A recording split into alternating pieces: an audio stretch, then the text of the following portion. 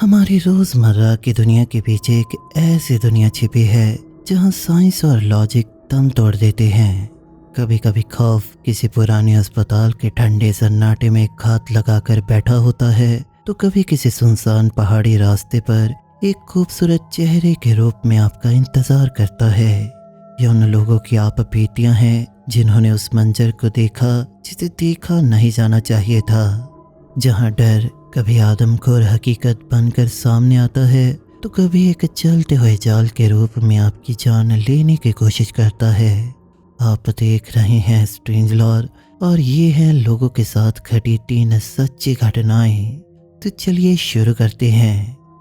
The student, old man and the room with the brown door from white monster. मैं एक 3rd year medical student हूँ और मैं अपनी एक ऐसी कहानी शेयर करना चाहता हूँ जिसने मेरी पूरी सोच बदल दी। सबसे पहले तो मैं ये साफ कर दूँ कि अपनी लाइफ के इस पॉइंट तक मैंने कभी भी सुपर नेचुरल स्टफ जैसे कि मॉन्स्टर्स, वेयरवुल्फ या स्किन वॉकर पर यकीन नहीं किया था।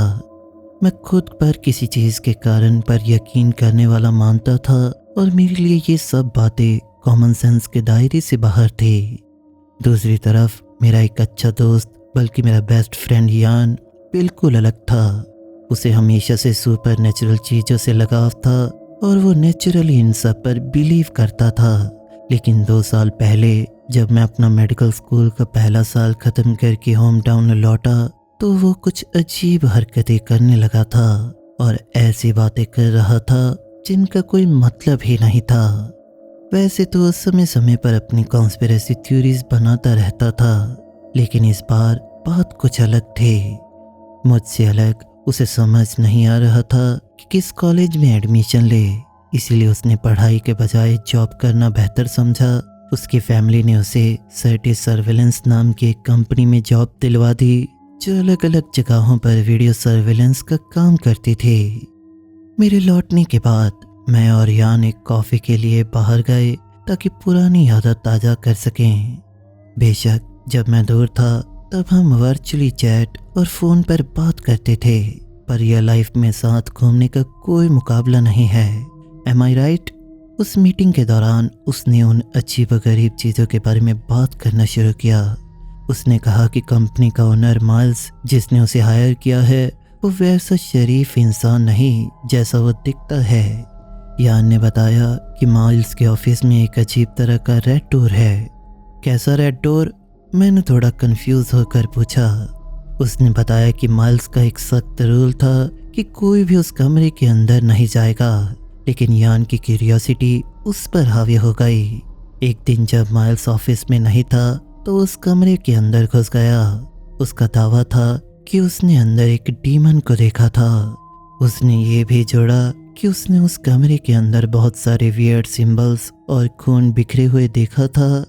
नेचुरली मुझे हंसी आ गई। मुझे लगा वो मेरे साथ मजाक कर रहा है, लेकिन जब मैंने सीधा उसकी आंखों में देखा तो वहाँ मुझे सिर्फ खालीपन और खौफ नजर आया। वो मेरा दोस्त था, इसीलिए मैं उस पर यकीन करना चाहता था, लेकिन उसकी कहानी बहुत ज़्यादा अनरियलिस्टिक थी।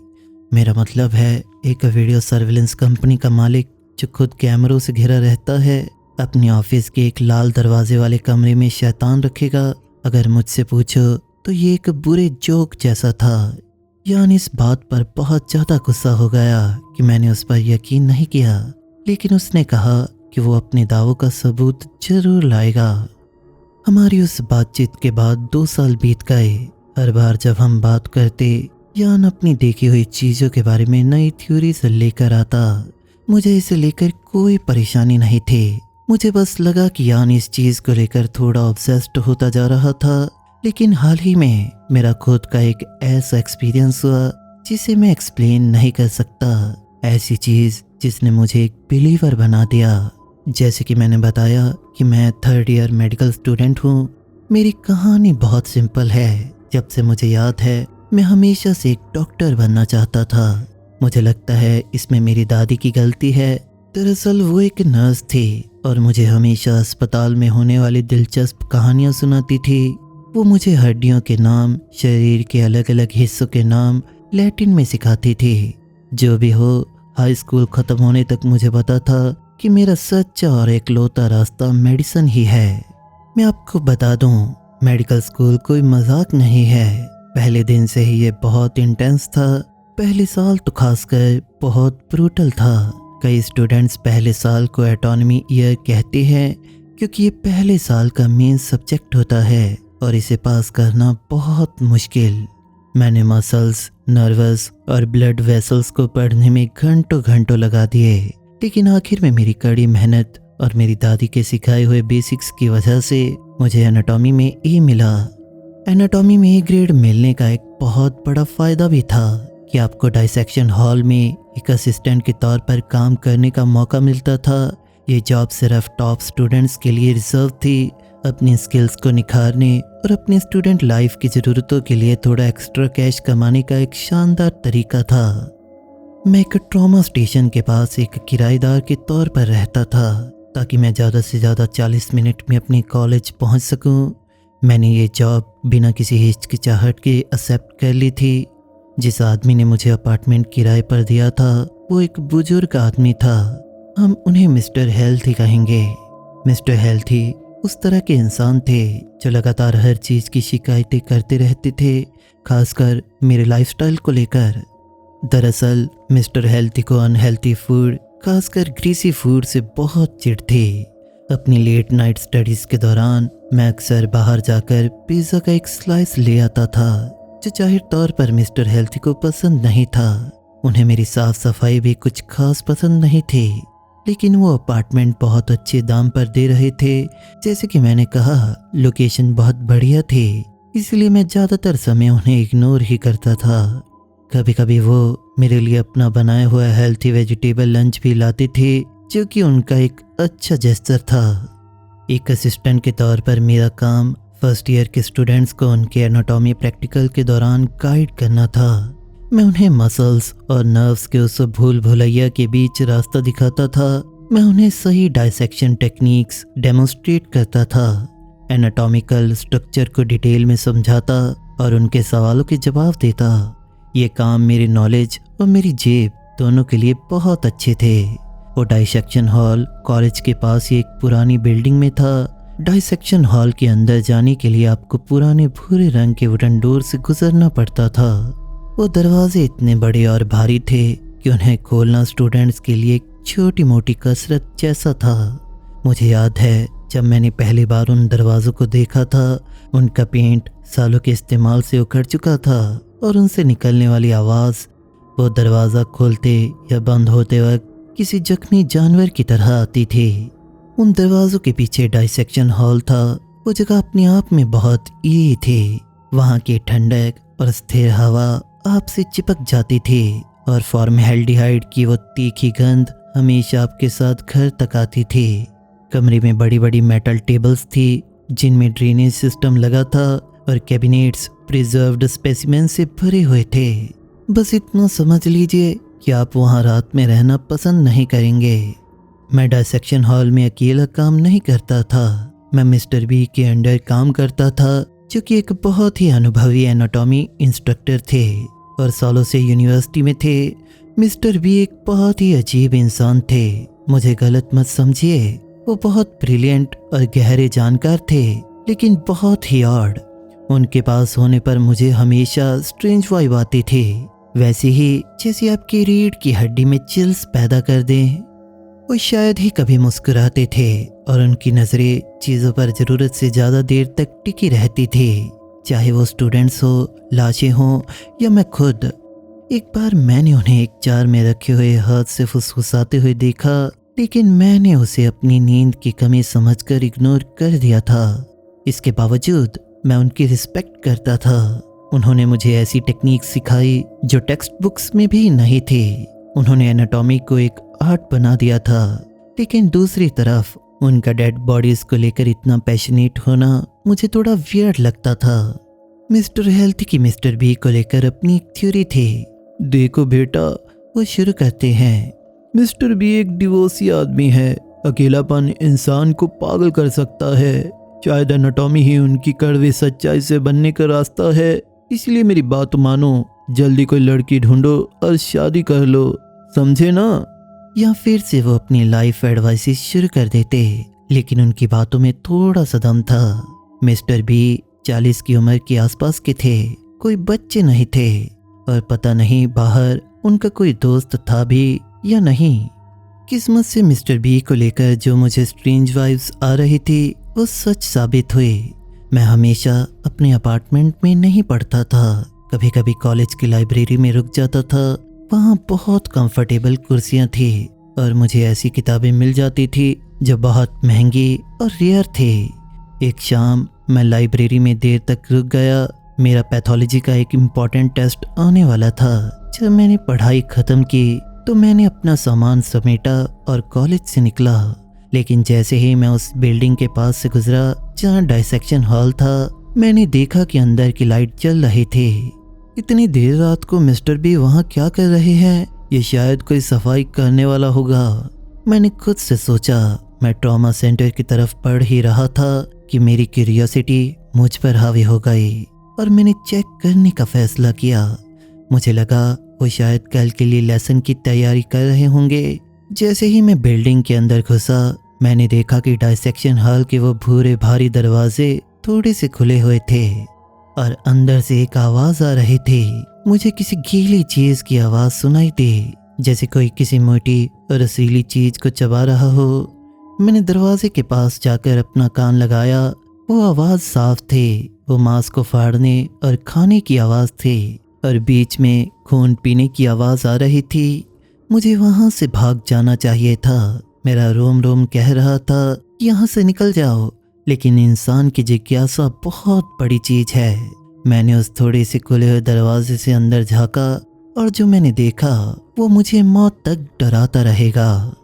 मैंने देखा कि मिस्टर बी एक लाश के ऊपर झुके हुए थे। उनके हाथ में ह्यूमन लिवर का एक टुकड़ा था। वो उसे मुंह में ऐसे ठूस रहे थे जैसे कोई कल हो ही नहीं। ऐसे लग रहा था जैसे उनका गला कभी भी बंद हो सकता है। उनका पूरा चेहरा खून और शरीर के अन्य तरल पदार्थों से सना हुआ था, लेकिन सबसे डरावनी उनकी आंखें थी। उनमें कोई रंग बचा नहीं था। वो पूरी तरह ग्रे हो चुकी थी। उनकी पुतलियां या तो बहुत फैल गई थी या पूरी तरह गायब थी। और मैं कसम खाकर कहता हूँ कि उनके दांत पहले से ज्यादा नुकीले लग रहे थे। वो एक भूखे जानवर की तरह लग रहे थे जो हर बाइट के बीच ग्रंटिंग और गुर्राने की आवाज कर रहा था। वो लाश जिसे मैंने कुछ दिन पहले तैयार करने में मदद की थी, अब पहचान भी नहीं आ रही थी। उसकी पसलियां फट चुकी थी और अंग बगल की स्टील ट्रे पर बिखरे हुए थे। पहले कुछ पलों के लिए मैं बिल्कुल थम सा गया। मैं जानता था कि मुझे भागना है, पर डर ने मेरे पैर सुन कर दिए थे। मैं जोर जोर से सांसें लेने लगा और मेरे माथे से पसीना टपकने लगा। उसी घबराहट में मेरा हाथ दरवाजे पर जोर से लगा और एक क्रीकिंग की आवाज हुई। अगले ही पल मिस्टर बी का सिर झटके से मेरी तरफ घूमा। मैं तुरंत दरवाजे के पीछे छुप गया। कुछ सेकंड बाद मैंने उनके कदमों की आवाज सुनी। वो दरवाजे की तरफ आ रहे थे। मैं पागलों की तरफ बिल्डिंग से बाहर भागा और ट्राम स्टेशन की ओर दौड़ लगा दी। शायद भगवान मेरे साथ थे, क्योंकि जैसे ही मैं पहुंचा एक ट्राम वहां रुकी और मैं अंदर घुस गया। जैसे ही ट्राम के दरवाजे बंद हुए, मैंने देखा कि स्टेशन से कुछ दूरी पर एक इंसान जैसी परछाई खड़ी थी। अपने स्टॉप पर उतरते ही मैं फिर से भागा और तब तक नहीं रुका जब तक अपने अपार्टमेंट तक नहीं पहुंच गया। मेरा दिल इतनी तेजी से धड़क रहा था कि लग रहा था कि ये किसी पल भी बाहर आ जाएगा। मैंने अपना दरवाजा बंद किया और सारे ताले लगा दिए। तभी मिस्टर हेल्थी अपने कमरे से बाहर आ गए। बेटा तुम आ गए, तुम इतने डरे हुए क्यों लग रहे हो, क्या हुआ?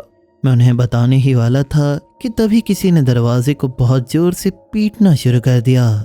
मैंने पीप होल से झांका और वो वहीं थे। वो बाहर बिल्कुल एक ज़ॉम्बी की तरह दिख रहे थे। मिस्टर बी का शरीर खून और मांस के टुकड़ों से लथपथ था। कौन है? मिस्टर हेल्थी ने पूछा। पीछे हटिए और पुलिस को फोन कीजिए जल्दी, मैंने चिल्लाया। शायद मेरी आंखों का खौफ देखकर उन्होंने कोई बहस नहीं की और पुलिस को कॉल कर दिया। 5 मिनट बाद दरवाजे को पीटना बंद हो गया। पुलिस आई, उन्होंने यूनिवर्सिटी की लाश ली, तलाश की, फैकल्टी से पूछताछ की, लेकिन तब तक मिस्टर बी बिना किसी निशान के गायब हो चुके थे। उस रात के बाद उन्हें किसी ने नहीं देखा। यूनिवर्सिटी ने चुपचाप कह दिया कि मिस्टर बी ने पर्सनल रीजंस की वजह से नौकरी छोड़ दी है। हफ्तों तक मैं सदमे में रहा, ये सोचने की कोशिश करता रहा कि उस रात क्या हुआ था। मिस्टर हेल्थी ने भी घर का लॉक बदलवा दिया। मैं कई दिनों तक सो नहीं पाया, क्योंकि जब भी आंखें बंद करता मुझे मिस्टर बी वही इंसानी मांस खाते हुए दिखाई देते। इस एक्सपीरियंस ने मुझे एहसास कराया कि कभी कभी बाहर ऐसी चीजें होती हैं जिन्हें आप लॉजिक से समझ नहीं सकते। शायद यान सही था, शायद उसका सामना वाकई किसी डीमन से हुआ था। मुझे लगता है अब मुझे उसे कॉल करनी चाहिए। Long stretch of lost roads from rubber duck. मैं वर्जीनिया के एक बहुत ही रूरल इलाके में रहने वाला एक साधारण ट्रक ड्राइवर हूँ। हाल ही में मुझे पाउंडिंग मिल्स के पोस्ट ऑफिस की मदद करने के लिए कहा गया ताकि उनके लिए कुछ भारी पैकेजेस को डिलीवर किया जा सके। बॉस ने इस काम को हरी झंडी दे दी थी और अंदाज़ा लगाया कि ये सुनहरी मौका किसे मिलेगा। जी हाँ, मुझे। वहीं मैं जो डिपो में बैठा अपनी उंगलियां चटका रहा था और डिस्पैच से किसी काम के आने का इंतज़ार कर रहा था। मेरी बिल्लियां गिज़्मो मेरे ट्रक के कैबिन में आराम से सो रही थी। उसकी पुरानी आदत है, खासकर जब बात इन लेट नाइट शिफ्ट की हो। मुझे रात का ये समय बहुत पसंद है।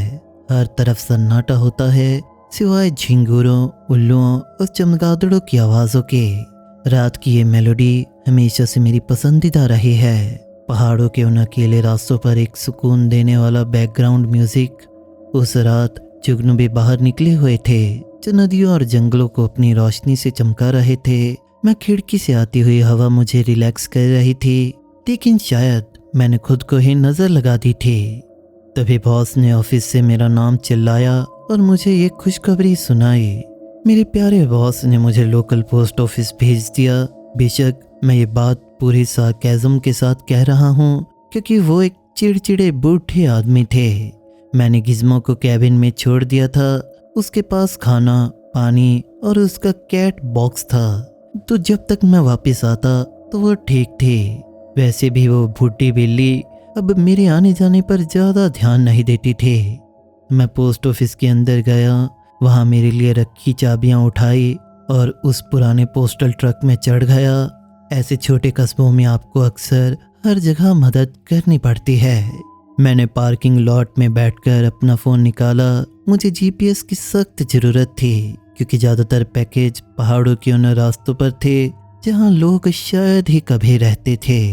मुझे शहर के बाहरी इलाकों में डिलीवरी करनी थी और वो सुनसान गलियाँ मुझे हमेशा उलझा देती थी। आखिरी बार मैं उन सड़कों पर तब गया था जब सालों पहले एक लैंडस्लाइड की वजह से एक बुजुर्ग महिला अपने घर में फंस गई थी। शुरुआती कुछ डिलीवरीज शहर के अंदर थी, जो बिना किसी परेशानी के निपट गई। असली कहानी तब शुरू हुई जब मैं शहर के बाहरी हिस्से पर पहुंचा। सड़कें अब कच्ची पगडंडियों में बदल चुकी थी, जो सालों से गिरी हुई सूखी पत्तियों से ढकी थी। वहाँ एक सफ़ेद रंग का घर था, जो मौसम की मार झेलकर थोड़ा पीला पड़ चुका था। वो करीब 10 एकड़ की ज़मीन पर अकेला खड़ा था। उस घर के लिए मेरे पास एक बहुत ही अजीबोगरीब पैकेज था। जैसे ही मैं एक डॉली का इस्तेमाल करके उस भारी बॉक्स को सीढ़ियों की तरफ ले जाने लगा, बॉक्स आगे की तरफ झुक गया। उसके वजन से टेप फट गया और अंदर की चीज बाहर झांकने लगी। वो ठोस लकड़ी का बना हुआ था और उस पर पीतल के हैंडल लगे थे। दिखने में वो बिल्कुल एक कॉफिन जैसा लग रहा था, पर मैंने सोचा हो सकता है किसी गौत लड़की का बेड हो। मैंने ज़्यादा सवाल नहीं पूछे और उसे फिर से ट्रॉली पर चढ़ाकर घर की सीढ़ियों पर चढ़ा दिया। मैंने उस पुरानी कुंडी को खड़खड़ाया।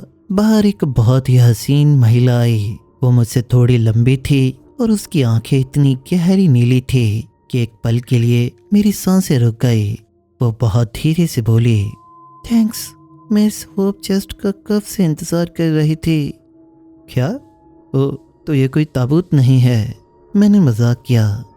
उसने मना कर दिया और कहा कि इसमें पुराने कपड़े रखे जाते हैं। उसने मुझसे मदद मांगी क्या तुम इसे अंदर रखने में मेरी मदद कर सकते हो? मेरे पास इसे हिलाने के लिए कुछ भी नहीं है। मैं थोड़ा सा झिझका, पर उसकी खूबसूरती को देखकर मना नहीं कर पाया। हमने उसे अंदर रख दिया। फिर उसने कहा, मेरे बेसमेंट के फ्रीजर में कुछ डियर मीट रखा है, क्या तुम शुक्रिया के तौर पर थोड़ा लेना चाहोगे? यही मैंने अपनी सबसे बड़ी गलती कर दी। जैसे ही मैंने बेसमेंट की पहली सीढ़ी पर कदम रखा, वहाँ हवा एकदम ठंडी और भारी हो गई।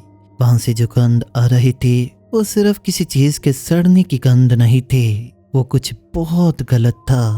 वहाँ ऐसी गंध थी जैसे मांस के ऊपर एसिड डाल दिया गया हो। मैं जैसे जैसे नीचे उतरा, मुझे महसूस हुआ कि ये बेसमेंट जला हुआ नहीं था, बल्कि उसे किसी रिचुअल के लिए इस्तेमाल किया गया था। पाइपों से काला चिपचिपा तेल टपक रहा था। दीवारों पर खून से कुछ वियर्ड सिंबल बने हुए थे। जैसे ही मैंने आखिरी सीढ़ी पर पहुंचा, ऊपर का भारी लकड़ी का दरवाजा एक भयानक धमाक के साथ बंद हो गया। तुमने कहा था ना कि ये ताबूत के जैसे लग रहा है। उसकी आवाज़ अब एक खूबसूरत महिला की नहीं थी, वो अब भारी थे, जैसे कोई जानवर बोल रहा हो। तुम सही थे, ये तुम्हारी नई दुनिया है। मैंने पागलों की तरह दरवाजे को पीटा, लेकिन वो टस से मस नहीं हुआ। तभी नीचे उस अंधेरे कोने में रखे फ्रीजर का ढक्कन धीरे से खुला। उसमें से हिरन का मांस नहीं, बल्कि इंसानी अंग बाहर लटक रहे थे।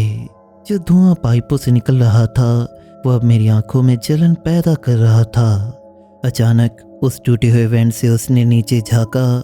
उसकी वो खूबसूरत नीली आंखें अब नेचुरल नहीं लग रही थी। उसकी पुतलियां पूरी तरह गायब हो चुकी थी।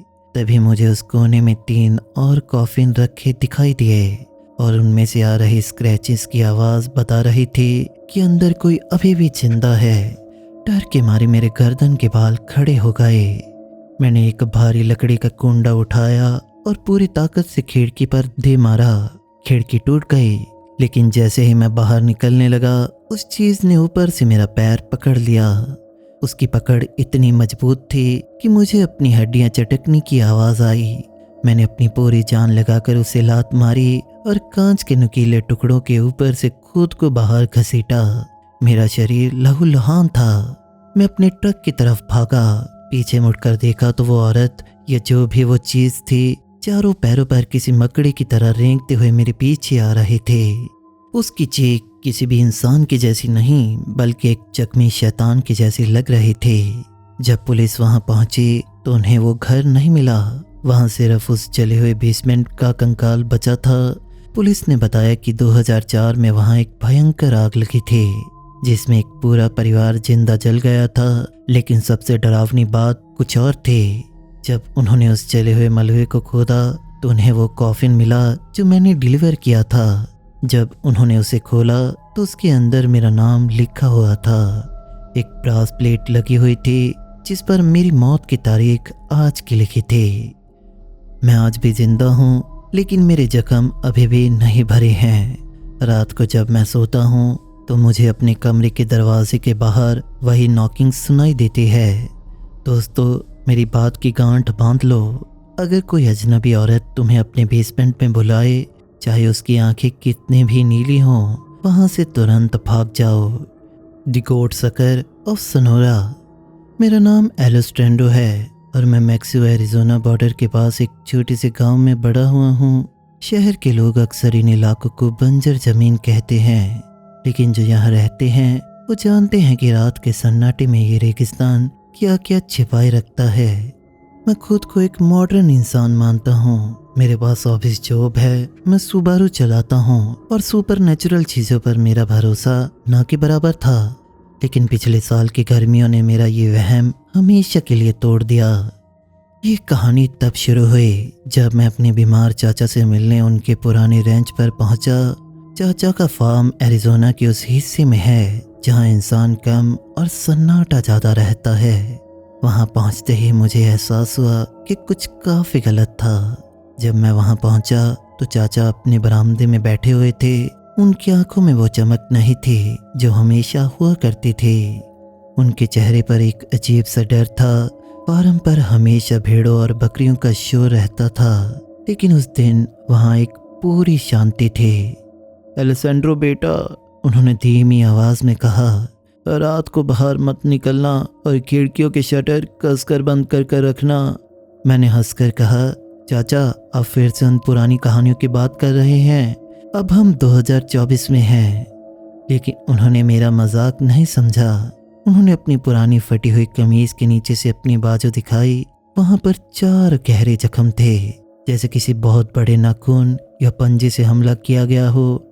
कल रात उसने मेरी 3 सबसे अच्छी बकरियों को मार दिया, लेकिन उसने उन्हें नहीं खाया एलेसेंड्रो, उसने उनका खून पूरी तरह सोख लिया। मैंने सोचा शायद कोई जंगली कुत्ता या कोयोटी होगा, लेकिन चाचा ने सिर हिलाया। कोयोटी मांस खाते हैं, खून नहीं बेटा, ये एक एल चुपाकाब्रा है। उस रात मैं फार्म हाउस की पहली मंजिल वाले कमरे में सोया। रात के करीब 2 बज रहे थे जब मेरी नींद खुली। बाहर हवा नहीं चल रही थी, लेकिन फिर भी मुझे कुछ सुनाई दिया। एक आवाज जैसे कोई लोहे की चीज को पत्थर पर रगड़ रहा हो। मैंने अपनी फ्लैशलाइट उठाई और खिड़की के पास गया। रेगिस्तान की चांदनी में सब कुछ थोड़ा धुंधला सा दिख रहा था। मैंने नीचे बाड़े की तरफ टॉर्च की रोशनी डाली। जो मैंने देखा उसने मेरी गर्दन के बाल खड़े कर दिए। वहां बाड़े के बीचों बीच एक बकरी जमीन पर पड़ी थी। उसका शरीर पूरी तरह सफ़ेद पड़ चुका था और उसके ऊपर कुछ बैठा था। वो इंसान नहीं था, ना ही कोई जाना पहचाना जानवर। वो करीब 4 फीट ऊंचा था। उसकी स्किन गहरे स्लेटी रंग की थी और बहुत ही चमड़े जैसी लग रही थी। सबसे डरावनी चीज उसकी पीठ पर निकले हुए लंबे नुकीले स्पाइक्स थे, जो उसकी रीढ़ की हड्डी के साथ साथ चल रहे थे। जब उसने अपना सिर मेरी टॉर्च की तरफ घुमाया तो उसकी आंखें अंधेरे में लाल अंगारों की तरह चमक रही थी। उसकी बनावट किसी कंगारू और छिपकली का अजीब सा मिक्सचर थी। वो अपनी जगह से हिला नहीं, बस मुझे घूरता रहा। उसकी आंखों में कोई जानवर वाली मासूमियत नहीं थी, सिर्फ एक पूरी ठंडी इंटेलिजेंस। अगले पल वो चीज गायब हो गई। उसकी रफ्तार इतनी तेज थी कि मेरी आंखें उसे फॉलो भी नहीं कर पाई। वो नेचुरल नहीं लग रही थी। अगले ही पल मुझे अपने कमरे की छत पर किसी भारी चीज के चलने की आवाज सुनाई दी। वो ठीक मेरे ऊपर था। मैंने तुरंत दरवाजा लॉक किया और अपने पास रखी हंटिंग नाइफ उठा ली। छत से आने वाली आवाजें अब और तेज हो गईं। ऐसे लग रहा था जैसे वो चीज जो छत को फाड़ कर अंदर आना चाहती है। तभी मुझे एक बहुत ही तीखी गंध आई, जैसे सड़े हुए सल्फर और पुराने खून का मेल हो। वो गंध इतनी स्ट्रांग थी कि मुझे उल्टी जैसा महसूस होने लगा। फिर अचानक सन्नाटा छा गया। मुझे लगा शायद वो चला गया, लेकिन तभी मेरे कमरे की कांच वाली खिड़की पर एक जोरदार हमला हुआ। कांच पूरी तरह नहीं टूटा, लेकिन उसमें मकड़ी के जाले जैसी दरारें पड़ गईं। कांच के उस पार वही लाल आंखें मुझे फिर से देख रही थी। वो चीज खिड़की से चिपकी हुई थी। उसके पंजे कांच को खुरच रहे थे। उसने अपना मुंह खोला और एक बहुत ही अजीब सी हिसिंग साउंड निकाली। उसके मुंह में सुई जैसे नुकीले दांत थे और उसकी जीभ किसी सांप की तरह लंबी और 2 हिस्सों में बटी हुई थी। मैं समझ गया कि इस कमरे में बंद रहना मेरी मौत का वारंट है। मैंने अपना फ़ोन और कार की चाबियां उठाई। मैंने खिड़की की तरफ दूसरी तरफ एक भारी अलमारी धक्का दी ताकि उसे आने में वक्त लगे, और मैं कमरे से बाहर भाग गया। नीचे हॉल में चाचा अपनी पुरानी शॉटगन लेकर खड़े थे। वो यहाँ है एलेसेंड्रो, वो आ गया है। उनकी आवाज़ कांप रही थी। तभी छत से टूटने की आवाज़ आई। वो चीज़ वेंटिलेशन शाफ्ट के जरिए घर में घुस चुकी थी। वो अंधेरे गलियारों में किसी साए की तरह रेंग रही थी। उसके चलने की आवाज़ ऐसी थी जैसे कोई रेप्टाइल फर्श पर फिसल रहा हो। कार की तरफ भागो, चाचा ने चिल्लाया और उन्होंने अंधेरे में एक फायर किया। गोली की आवाज़ से पूरा घर गूंज उठा। उस चीज़ ने एक कान फाड़ देने वाली चीख मारी। वो आवाज़ किसी बच्चे के रोने और धातु के टकराने का मिश्रण थे। हम घर से बाहर निकले और अपनी सुबारू की तरफ भागे। रेगिस्तान की ठंडी हवा मेरे चेहरे पर लग रही थी, लेकिन मेरे शरीर से पसीना बह रहा था। जैसे ही मैं ड्राइविंग सीट पर बैठा और इंजन स्टार्ट किया, मैंने देखा कि वो चीज़ गैरेज की छत पर बैठी थी। वो छलांग लगाने ही वाली थी। मैंने गियर डाला और एक्सेलरेटर पर पैर रख दिया। जैसे ही कार आगे बढ़ी वो चीज हमारी कार की छत पर आ गिरी। थम्प! कार की छत अंदर की तरफ धंस गई। वो अपने पंजों से मेटल को फाड़ने की कोशिश कर रहा था। मैं गाड़ी को पागलों की तरह इधर उधर घुमाने लगा ताकि वो गिर जाए। हाईवे पर पहुंचते ही मैंने कार की स्पीड 120 तक पहुंचा दी। अचानक छत से खुरचने की आवाज़ बंद हो गई। मैंने रियर व्यू मिरर में देखा, वो चीज सड़क के बीचों बीच खड़ी थी। धूल के गुब्बारे में उसका साया धीरे धीरे छोटा होता जा रहा था। वो थकी नहीं थी, वो बस हमें जाने दे रही थी, जैसे उसे पता हो कि हम कभी वापस नहीं आएंगे। अगली सुबह हम शहर पहुंचे। मैंने अपनी कार की छत देखी, वहां मेटल पर गहरे छेद थे, जैसे किसी ने आरी से उसे काटा हो। पुलिस को रिपोर्ट लिखवाई, लेकिन उन्होंने इसे जंगली जानवर का हमला बताकर फाइल बंद कर दी। मैक्सिको में ये आम बात थी, लेकिन मैं जानता हूँ कि वो क्या था। कुछ हफ्ते बाद चाचा ने मुझे फ़ोन किया। उन्होंने बताया कि उस रात के बाद उनके फार्म की 40 बकरियां मारी पाई गईं। हर एक के गले पर 2 छोटे छेद थे और उनके शरीर में खून का एक कतरा भी नहीं था। चाचा ने वो फार्म बेच दिया और वो शहर में मेरे पास रहते हैं। आज भी जब मैं रात को अपनी सुबारू चलाता हूँ और सड़क के किनारे कोई चमकती हुई चीज देखता हूँ तो मेरा पैर अपने आप ब्रेक पर चला जाता है। दोस्तों, अगर आप कभी मैक्सिको या एरिज़ोना के बॉर्डर वाले इलाकों में ड्राइविंग कर रहे हो और आपको लगे कि कोई साया आपकी कार का पीछा कर रहा है, तो रुकने की गलती कभी मत करना। वो कोई जानवर नहीं है, उसे भूख नहीं लगती, उसे सिर्फ खून की प्यास लगती है। और एक बार उसने आपकी गंध पहचान ली तो वो तब तक नहीं रुकता जब तक आप पूरी तरह से खाली ना हो जाएं। याद रखना, खिड़कियां हमेशा बंद रखना, क्योंकि एल चुपाकाब्रा दरवाज़ा खटखटाता नहीं है, वो बस अंदर आ जाता है। तो दोस्तों, आपको ये कहानियाँ कैसी लगीं? अगर आपको ये कहानियाँ पसंद आई तो हमारी वीडियो को लाइक और शेयर ज़रूर करें, और इसी जैसी और वीडियोस देखने के लिए हमारे चैनल को सब्सक्राइब जरूर कर लें। मिलते हैं अगली वीडियो में ऐसी ही कहानियों के साथ। तब तक के लिए बचकर रहिए।